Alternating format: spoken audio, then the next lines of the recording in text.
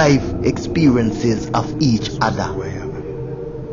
And the prejudice is really only one way. Those who see themselves as victims of prejudice are so often prejudiced themselves against other people. Lifestyle and groups. This allows the manipulation of the mass consciousness to flourish, and yet if we stop seeking to impose our version of right and wrong, good and bad, moral and immoral upon each other, we would remove the means of such global manipulation. We need to let go of all prejudice right now. We have given up our own unique identities to such an extent that we judge ourselves and others by the jobs that we do and the dogmas we cling to. How we and they serve the system that controls us of identity, the symbol of who we are. What are you? Oh, I'm a Christian, a Muslim, a socialist, a Republican, a pagan. We have to be something instead of being someone, ourselves. We also ask people we meet what they do for a living because we think this will give us a fix on who they are.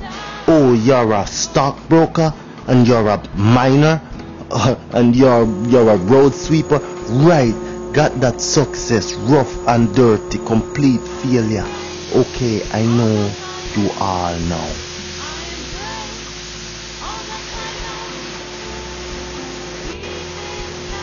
We judge people and ourselves not by what we are, but by what we own or by what we do. This judgment corresponds with the system's view of reality because we have conceded the right to express our own uniqueness.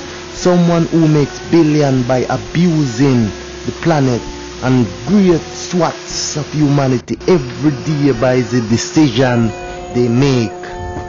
Someone who makes millions by abusing the planet and great swaths of humanity every day by decisions they make in the global stock markets just is deemed to have made it, to be successful, while others who do no one any harm and indeed may strive to help people and give love to the world are considered a failure if they happen to work in a low-paid job or be unemployed.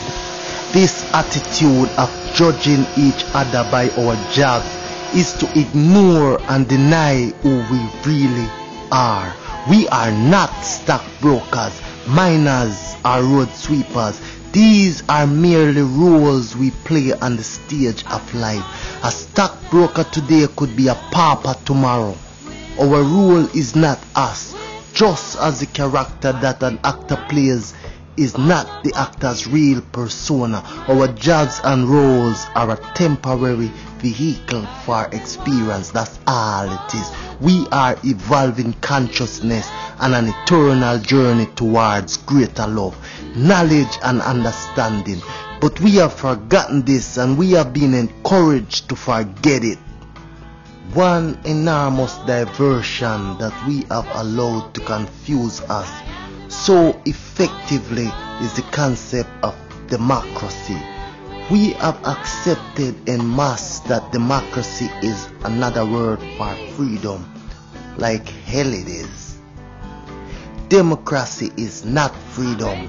It is a dictatorship camouflaged as freedom. The same force controls directly or indirectly every major political party and movement. It created most of them in the first place. When you vote at an election, you are choosing between different aspects of the same force. The money and the media decide who becomes president of the United States. The money and the media are owned and controlled by the same people.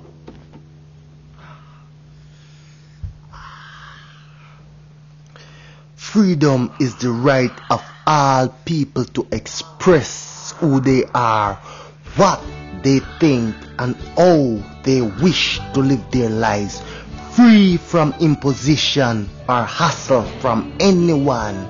It is to be able to celebrate our individual uniqueness without rules, regulations, ridicule, and condemnation from those who seek to impose their view of life upon the rest of us.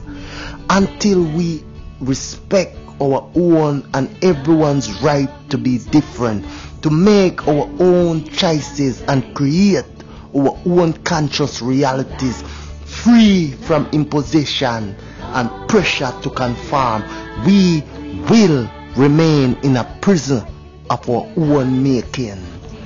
We will continue to be both the policeman and the prisoner, and a handful of people with a deeply unpleasant agenda will continue to run the world.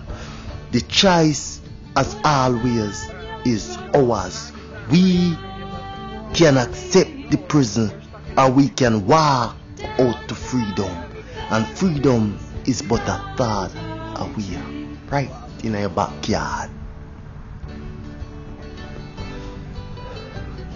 We are unique within our multidimensional consciousness, but within the limited vision of the hassle-free zone, there are endless differences we call dogmas, which are in truth not different at all. No, not different at all.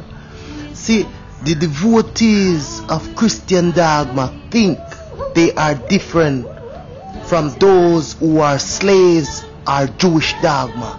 The fundamentalist rabbi believe he is different from the fundamentalist ayatollah, but they are not. They are the same thought pattern with a slightly different dress, wearing a slightly different frock. They are all prisoners of a dogma who wish to convert other prisoners to accept the same dogma. They all use fear, guilt, and other forms of imposition to manipulate and frighten people into line. Dear line, what is the difference between the nuns at the Roman Catholic convent using fear and guilt to control the thinking of children and young people, and the rabbi or Muslim cleric using the fear of hell and damnation and enormous family pressure to do the same? Answer: nothing at all.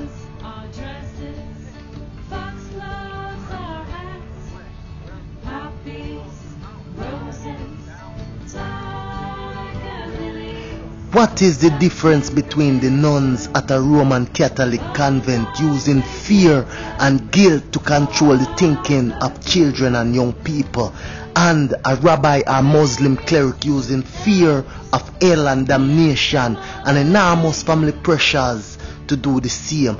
Answer: nothing.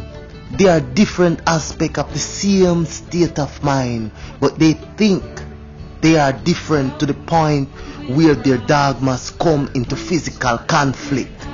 They are all arrogant enough to claim they know the will of God, and they claim to have been chosen to tell anyone what God insists they believe. Poor old God.